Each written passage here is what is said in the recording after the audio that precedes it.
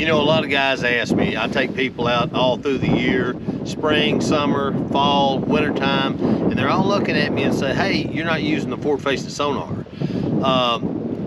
As of now, no, I'm not using it. It's one of those things that I know it's a big controversy, but I'm an old school guy. I still get out here, and I do rely a whole lot on my Humminbird electronics, my side imaging, down imaging. I rely on that, but as far as the forward facing and out chasing these fish, I guess you could call me, I'm still an old school guy.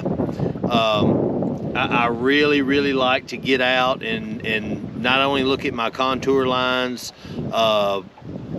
take some pride in trying to follow the fish and pay attention to what the fish are doing. I enjoy going out trying to figure it out. You know, I look and I try to see what time of year it is, where the fish are coming from, where they're going to, intercepting them as they're coming in from the main lake, getting ready to do their spawn. It's some things that a lot of guys I think have forgotten about. Moon phase, wind direction, bank contour lines, the way hard rock runs into sand, or you've got laydowns off of points and things like that.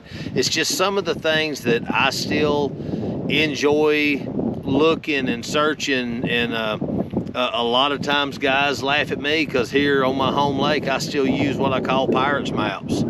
I'll look up there on that ridge and see that gourd pole and line it up with that big poplar tree on the other side over here, and when I get in between that and I got the third boathouse lined up, I'm right on top of it. You know, even though I've got my GPS and everything else, it's still something to me to be able to look up and figure it out for myself. You know, even with my Humminbird electronics, they do a great job in me finding the fish. Some things people kind of forget about, even when you find these fish with our crappie, schools of crappie, I pay attention to where they're setting up. And the other thing is, you got to play with them a little bit to figure out how they want it. When I say play with them a little bit, when I cast to these fish, I'm going to use different retrieves, maybe go down different depths. I still count it down. When I make a cast, I'm going to count that bait down and start my retrieve. I may do a steady retrieve a time or two to see what happens. I may, when I know where those fish are, do my retrieve, drop it 2 foot, give it a little shake. I may try a pumping action on them. It's different things that I still, what I say going old school, I still think about what it's going to take to make that fish react to a bait. You can throw on them all day long and just retrieve it back.